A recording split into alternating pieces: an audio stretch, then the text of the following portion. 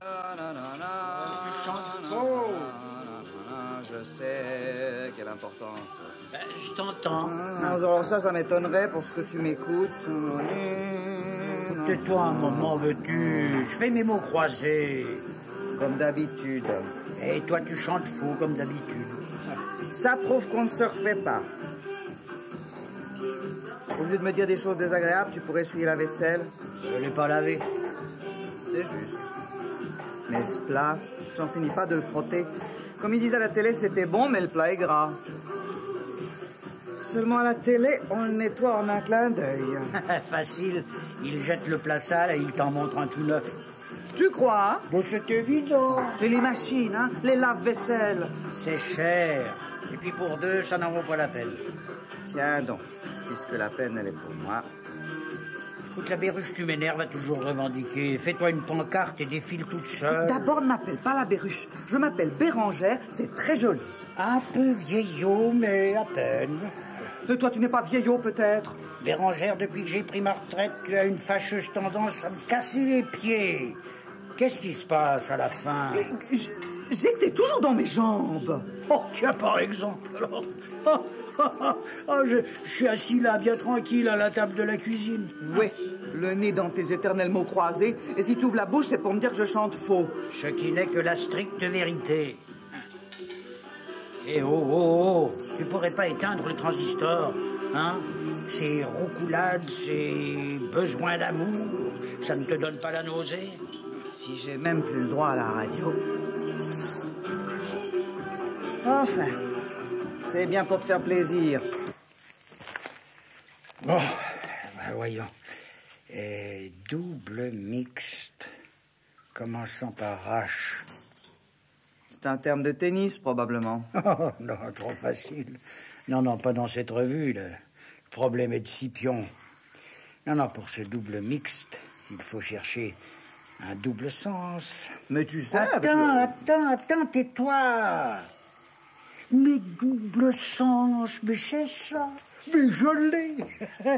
Hermaphrodite. Qu'est-ce que c'est? Hein? Ben, c'est comme un escargot. Alors pourquoi ne disent-ils pas simplement escargot? Mais parce qu'ils diraient gastéropode, ou va ventractaire, ou à l'estomac dans les talons, enfin quelque chose comme ça. Hein? Bon. Eh ben, moi je crois que je vais aller faire un petit tour. Ce qui signifie que tu vas au café? Ils font un expresso bien serré. Pourquoi est-ce qu'on s'achète pas une machine à expresso? Il y en a des petites. Parce que ça me permet de me dégourdir les jambes. Oui, et de passer au tabac. Charles, je suis sûr que tu joues. Quand on est à la retraite, il faut faire attention. La Béruche, je te le répète, tu me casses les pieds. Et qu'est-ce que c'est que cette fringale de machine? Pendant que l'une fera la vaisselle et l'autre le café, qu'est-ce que tu feras, toi? Tu penseras qu'on peut bien remplacer la tondeuse à gazon par un tracteur, la baignoire par une piscine et l'autre petite maison par un château? Aurais-tu la folie des grandeurs, par hasard? Ne fâche pas, Charles, je t'en prie. Je sais que tu joues. Si peu. Et qui te l'a dit d'abord? Ça ne te regarde pas. Ça me regarde parfaitement. Quand il souffle, on a le droit de regarder d'où vient le vent. Oh, mais j'y pense, mais c'est sûrement cette vieille taupe de Céline. Elle attendait derrière moi au bureau de tabac pour acheter des pastilles à la menthe. Des pastilles à la menthe. Je te demande un peu. C'est plus raisonnable que de miser 300 francs. Ah, parce qu'elle a noté le montant. Oh, punaise, va. Elle ne paie rien pour attendre. Charles, alors non, Charles, je t'en prie. Elle y est pour rien. Tu vas pas me brouiller avec ma meilleure amie. Déjà, depuis que t'as pris ta retraite, nous nous voyons beaucoup moins. Ce qui veut dire qu'elle était toujours fourrée ici, j'imagine, pendant que je travaillais. Pour le petit café à 10 heures, pour le thé... J'ai pas tellement de distraction. Ah, parce que Céline, c'est une distraction. C'est ma première nouvelle. Bon, sur ces bonnes paroles, je vais aller boire mon expresso au café de la place, moi. Charles. Oui? Promets-moi de pas jouer. Nous ne sommes pas riches. Et tu voudrais un four à micro-ondes, un mixeur et une fusée spatiale. Je te parle sérieusement, Charles. Mais c'est bien ce que je te reproche. Élève ton regard au-dessus des casseroles, ma Béruche, et tu verras les pommiers en fleurs. Tu les as pas traités cet hiver. Les pommes seront pleines de verre. Eh ben, il faut bien que tout le monde vive. Allez, à tout à l'heure.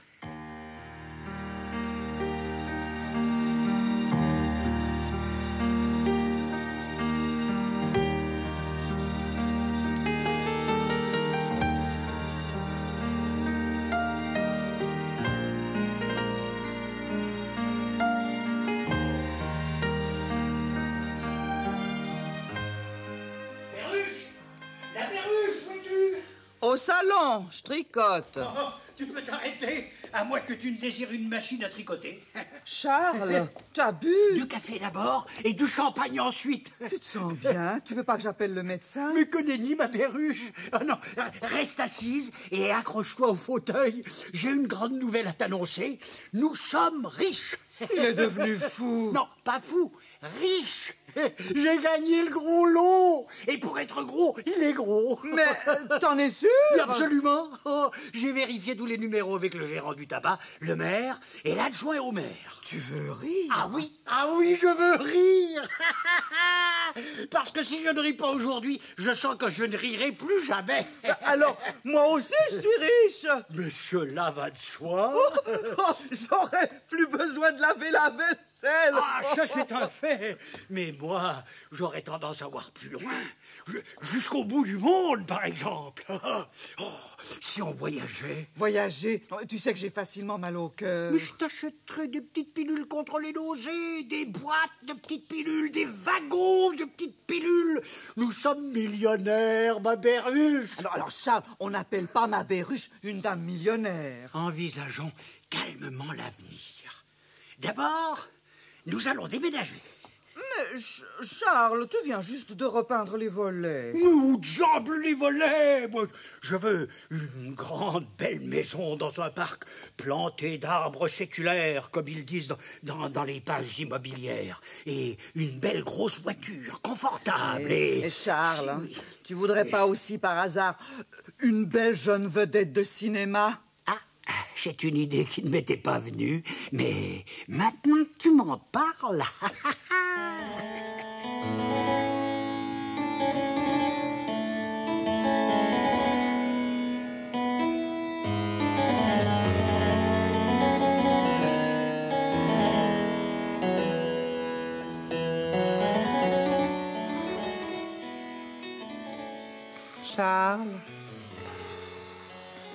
Charles, tu dors? Hein? Non.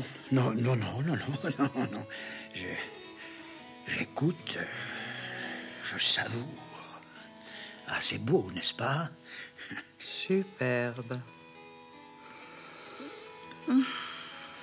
Et nous sommes assis dans de superbes fauteuils, dans le superbe salon de notre superbe maison. Que dois-je comprendre, Bérangère? Te moquerais-tu de moi? De moi qui t'ai apporté une aisance inespérée, inattendue, inouïe? Merci, Charles, merci. Berruche, qu'est-ce qui ne va pas? Non, ça va.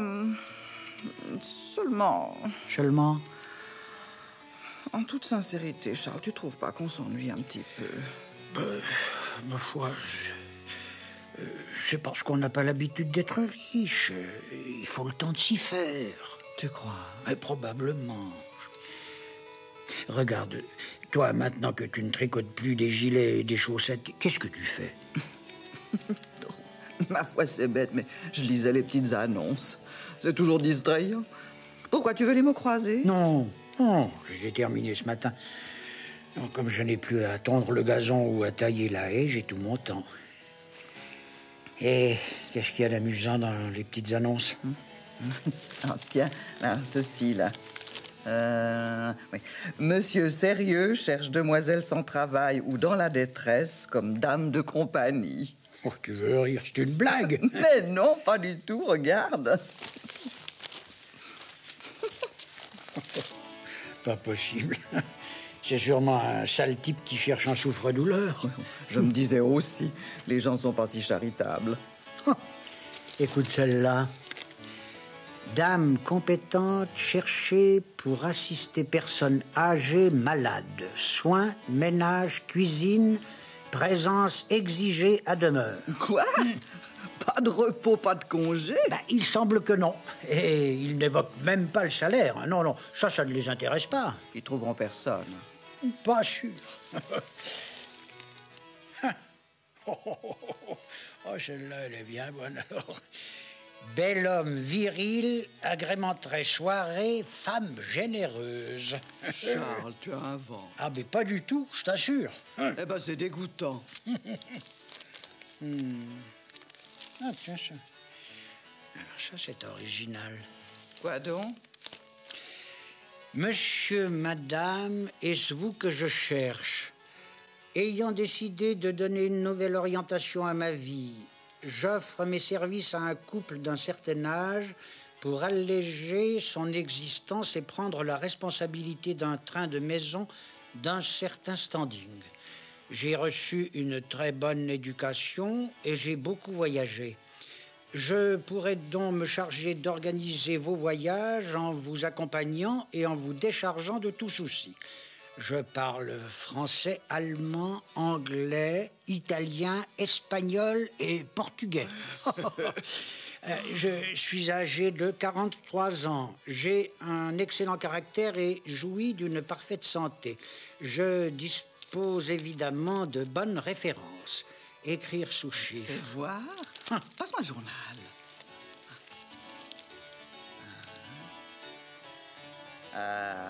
Il a l'air distrayant, ce jeune homme. Jeune homme, il a 43 ans, ton Godliro. Pourquoi ce jeune homme prolongé te paraît-il distrayant? Distrayant, c'est bien le terme dont tu as usé, n'est-ce pas? Je sais pas trop, mais il me semble qu'il connaît des choses que nous ignorons. Et quoi donc, par exemple? Les belles manières, la façon de s'amuser, les voyages. T'as toujours eu envie de voyager, mais t'es jamais allé bien loin. Hein? Ah, là, je t'arrête. Ah non, l'Espagne avec les collègues de la banque, la Hongrie avec la chorale. Hein? Charles, sois gentil, relis-moi cette annonce. Alors, monsieur, madame, est-ce vous que je cherche? Ayant décidé de donner une nouvelle orientation à ma vie, j'offre mes services à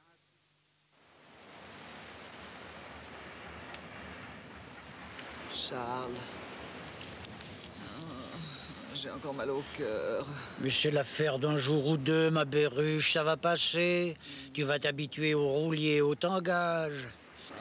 Les îles grecques, la Turquie, Chypre, Malte et je ne sais quoi encore. Moi, je trouve que ça fait beaucoup pour une première fois. Bah, tout de même, c'est pas la traversée de l'Atlantique à la rame. Si seulement nous n'avions pas engagé ce monsieur de l'ombre, c'est de sa faute. Ah là, je t'arrête, ma Béruche, non. Il a suggéré un itinéraire et nous avons choisi. Tu crois? Par moments, je me demande. Mais enfin, mais qu'est-ce que tu lui reproches? Il est parfait, déférent, efficace. Les billets, les réservations, les bagages. Il s'est occupé de tout sans qu'on ait à lever le petit doigt. Quand est-ce qu'on descend à terre? Mais pas avant demain après-midi, pourquoi? Je voudrais acheter de la laine et des aiguilles à tricoter. Il me semble que ça me distrairait, que j'aurais moins mal au cœur. Tu tricoterais quoi? Peut-être un chandail? Ça te ferait plaisir? Bon, si tu veux, mais j'en ai acheté une douzaine en cachemire. Ah, un rouge, peut-être. Oui. C'est ça, un rouge. Maintenant que nous avons des sous, nous n'avons plus à nous préoccuper du qu'en dira-t-on. En tout cas, rien de bleu. Tous bleus, tous bleus.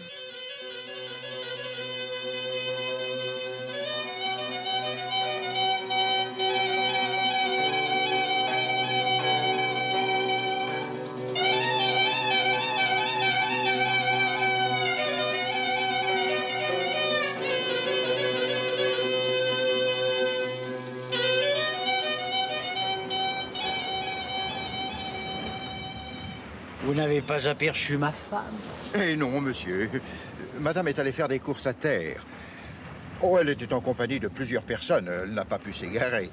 Elle ne va pas tarder. Eh ben, nous reprenons un petit ouzo en attendant. Volontiers.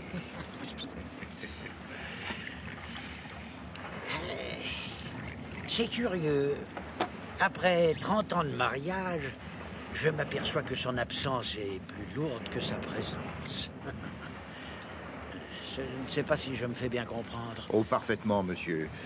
Madame est sans doute très disponible. Appelez-la Bérangère, que diable. Oh, je ne me le permettrai pas. Oh, ça viendra tout seul. Bonsoir, bonsoir. Madame? Tu t'es bien reposé, Charles? Béruche, mais pour l'amour du ciel, mais qu'est-ce que tu as sur le dos? Mais c'est une robe grecque, mon chéri. Pour que c'est de fond et Alexandre par Socrate Xantippe. Où as-tu vu que ce vêtement ridicule était une robe et grecque de surcroît? Mais dans les magasins du port, on m'a assuré. Mais dans les qu'elle était magasins absolument- du port, il voit venir le touriste.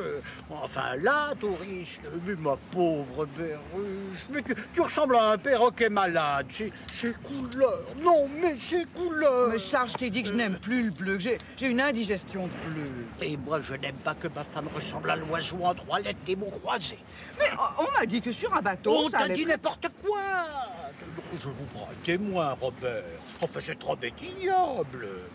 Eh bien, non, c'est-à-dire, elle est peut-être un tantinet audacieux. Mais je n'ai pas audacieux, je l'ai affreux. Charles, je t'en prie.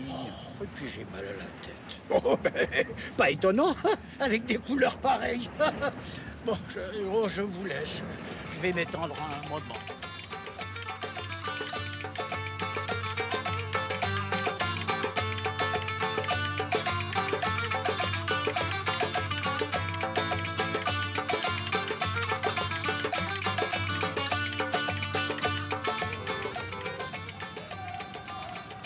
Que pensez-vous de la Turquie, ma chère Bérangère? Il y a beaucoup de bruit, alors beaucoup d'animation. Que ça sent le safran et la cannelle. Ah, tout ça m'a un peu tourné la tête. Je me demande ce que Charles va dire en voyant la masse de choses que j'ai achetées. Dans quoi allez-vous transporter votre cargaison personnelle? C'est que c'est encombrant. C'est juste, j'y avais pas pensé. Je ne vois qu'une solution, il faudrait une malle. On en fait de très belles ici, soit en cèdre, soit recouvertes de cuir. Et elles peuvent ensuite servir de bahut. Excellente idée, Robert. Mais où peut-on en trouver? Je ne sais trop. Écoutez, mettons-nous en quête d'un magasin. Avec un peu de chance, vous aurez la malle lorsque vos achats seront livrés à bord.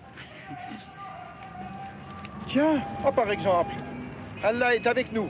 J'aperçois justement le genre de commerce que nous cherchons.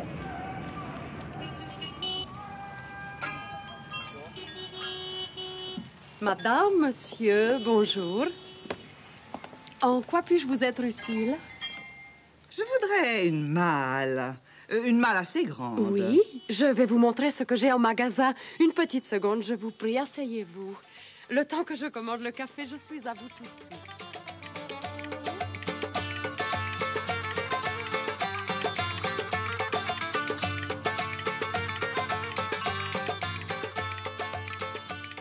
Bien, c'est entendu, je prends celle-ci. Elle est vraiment superbe.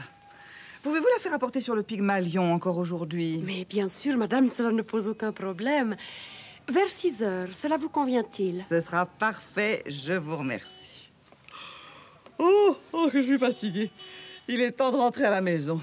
Je veux dire, au bateau. Vous venez, Robert? Oh, Bérangère, si vous permettez, j'aurai moi-même une ou deux petites courses à faire. Si cela ne vous ennuie pas de rentrer seul, je vais vous appeler un taxi. Entendu. Oh, j'ai encore oublié d'acheter de la laine et des aiguilles. Le taxi vous arrêtera en route et vous attendra. Très bien. À tout à l'heure. Oui, madame, j'ai été très heureuse de faire votre connaissance. Je suis sûre que vous ne regretterez pas votre achat. Au revoir. Taxi! Taxi!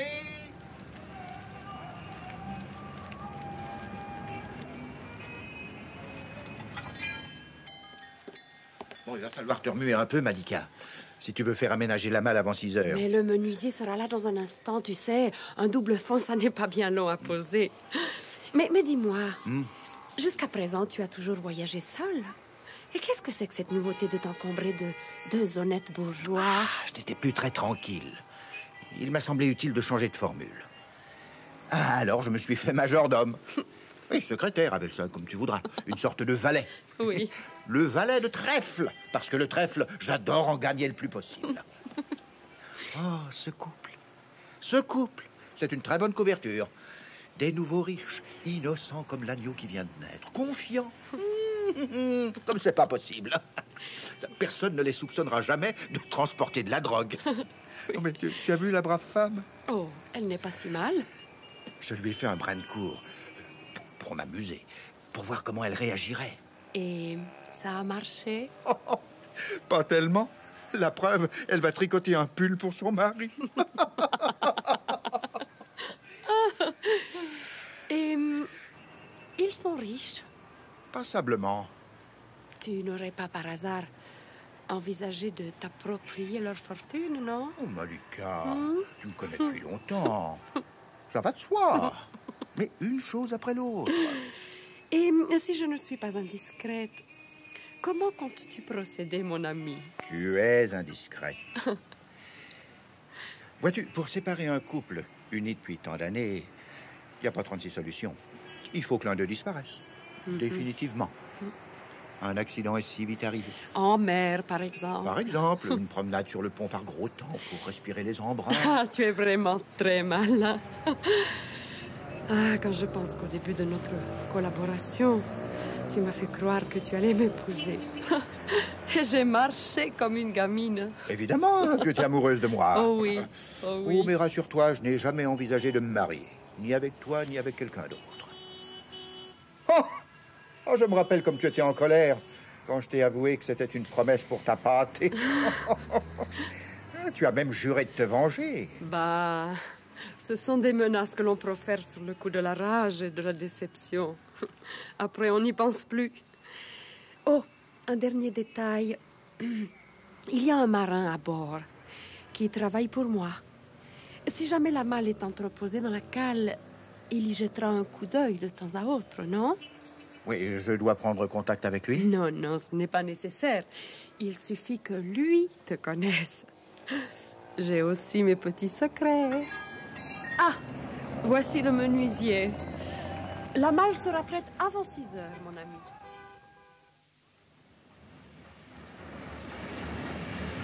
Charles, j'ai de nouveau mal au cœur. Ma pauvre Béruche. Pour tout avouer, moi aussi, c'est sacré temps. Je croyais qu'il faisait toujours beau en Méditerranée. Mais il fait beau au cinéma, sauf dans les films catastrophes. Moi, j'aimerais bien être chez moi devant la télévision, même si on passe un film catastrophe. Tu n'apprécies pas cette croisière? Je sais pas. Peut-être que je la trouve trop longue. Et toi? Oh, moi, je trouve très intéressant de découvrir... découvrir de nouveaux horizons. C'est vrai que depuis quelque temps, tu fais moins de mots croisés. Charles, tu m'en veux pas? Hein? Mais de quoi? De tous les achats que j'ai faits pendant que tu visitais les mosquées. Mais jamais de la vie, voyons. Oh, mais j'y pense. J'ai trouvé de la laine. Je crois que ça me ferait du bien de tricoter. Ouais, je peux la fourrer. Ben, logiquement, tu as dû la mettre dans la malle avec le reste. Je vais regarder tout de suite. Il voulait la descendre dans la cale, mais j'ai bien fait de la garder dans la cabine. Elle sent bon le cèdre. Oh, ces peaux de chèvre, ça prend une place. Zut, la laine est tout au fond. Voilà, je tiens un écheveau. C'est drôle, il a l'air d'être coincé quelque part. Aide-moi, Charles. J'arrive. Prends pas ça comme un reproche, mais tu trimbales un bazar à toi toute seule. Qu'est-ce qu'il y a? Ah ben ça, c'est curieux. Il est coincé dans quelque chose qui ressemble à un double fond, ton écheveau. Eh, Béruche, passe-moi le poignard kurde que j'ai acheté au marché.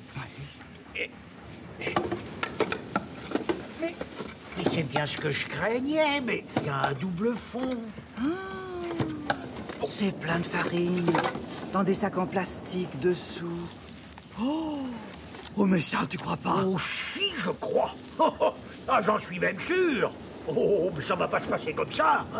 Il nous a pris pour des imbéciles. Ce serait Robert? Mais pardi qui d'autre? Il nous a utilisés comme mules. C'est ainsi que l'on appelle les gens qui transportent de la drogue sans le savoir. Eh bien, la mule va lui retourner un sacré coup de pied de l'âne. Ma Perruche, sans ta laine à tricoter face à un douanier un peu malin, nous aurions fini la croisière en prison. La question qu'il s'agit de résoudre rapidement est la suivante. Qu'allons-nous faire?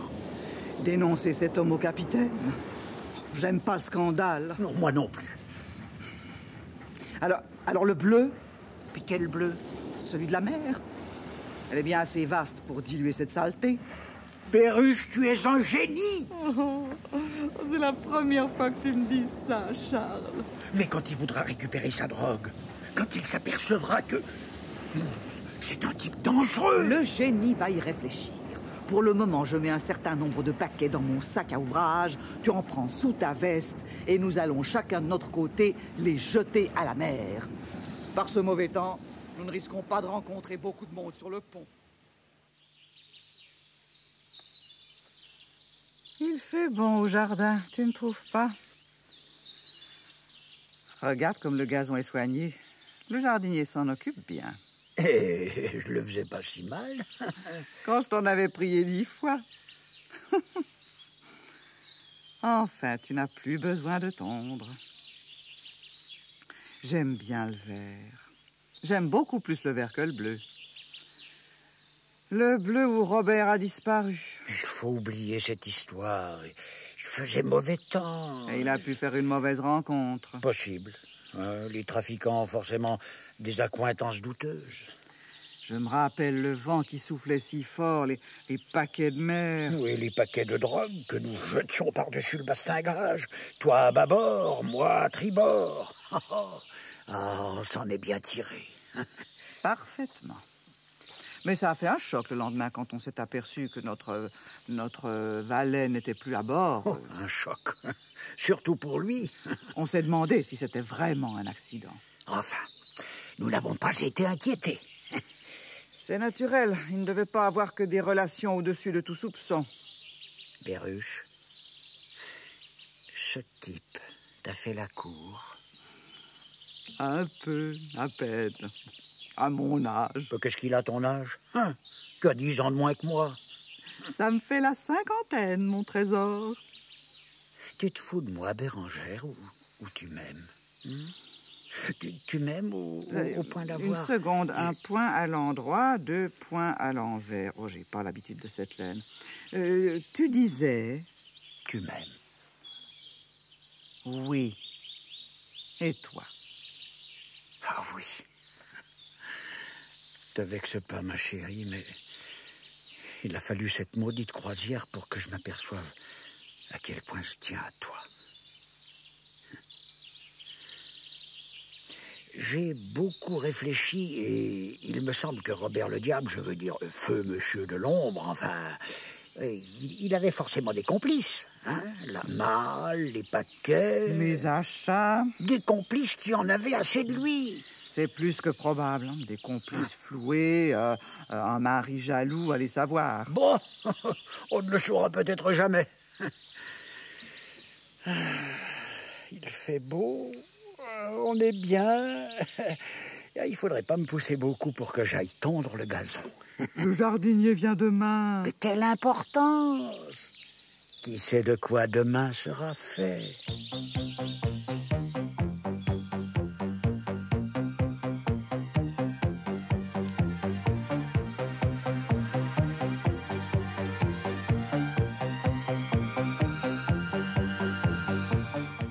Polar première, c'était ce soir Le Valet de Trèfle de Liliane Roussy, avec dans le rôle de Charles Bernard Junot, Bérangère Léla Aubert, Robert de l'Ombre André Neury, Malika Anne-Marie Yerli, régie de studio Georges Milot, prise de son Pierre-Alain Bridel, assistante Geneviève Bovard, mise en onde Pierre Rueg.